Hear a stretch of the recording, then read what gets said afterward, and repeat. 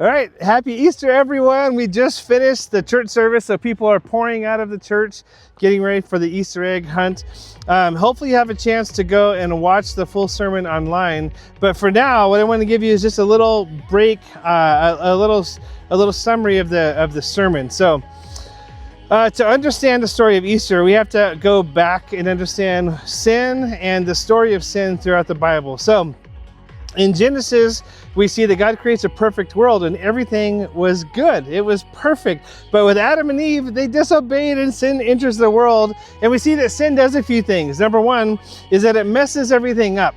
Number two, it separates us from God. And number three is that it leads to death. The story of Jesus, the story of Easter, is showing that God had a plan to fix the brokenness of the world, to close the gap that's between man and God, and to make a way for us to have eternal life. So on Good Friday, we spend time in the death of Jesus. But then on Easter morning, after spending time in the death and then as in the silence of Saturday, Easter morning, we come together to celebrate some big news.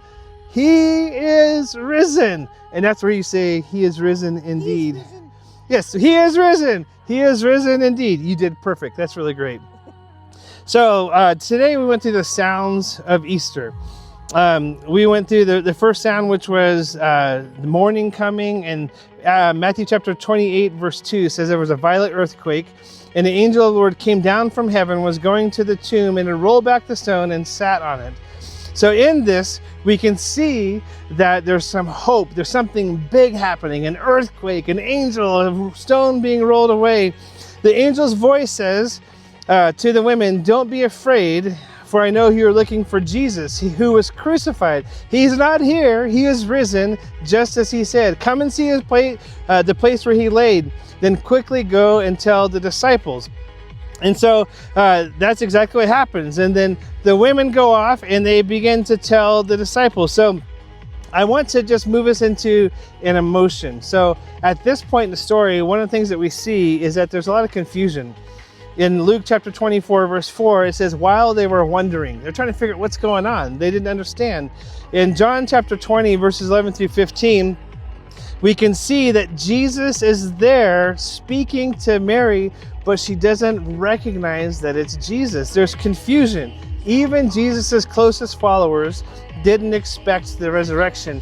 One of the things I love about this is that this shows that in the story of Jesus, in our relationship with Jesus, there's room for doubt. There's room for questions. But then we see that the disciples, so the ladies go back and tell the disciples, Peter and John race to the tomb, and then the Easter story shows us here, with the way that they run back to go see the resurrection, it shows us that when we encounter the risen Jesus, there should be something exciting about that. It should make us move with purpose. The Easter story is supposed to help us to respond to Jesus and to go towards Jesus. Everything about the Easter story helps us move towards Jesus. We don't all move in the same direction. Some of us really need to take the first step to admit, believe, and confess. ABC. Admit that Jesus is, that you need God. Believe that Jesus really did raise back to life, and confess Jesus as Lord. That's called becoming a Christian. But other people just need to go public with your faith. Maybe some of you, it's time for you to get baptized. And maybe it's time for you to start surrendering something that you feel like you've been withholding from God. It could be forgiveness. It could be a hidden addiction. Some way we all need to respond to to Jesus. Peter and John, they didn't have all the answers. They didn't have everything figured out, but they still responded to God. Will you respond to God? I just want to kind of wrap up here. In John chapter 20, verses 16, we see Jesus' voice. And Jesus said to her, Mary. Now, what I love about the Easter story is that it's big. There's earthquakes, there's angels, there's stones rolling around. It's a big, big thing, but it's also deeply and profoundly personal. Jesus is calling your name. He's calling your name. The question is, will you respond to him today? That's my hope.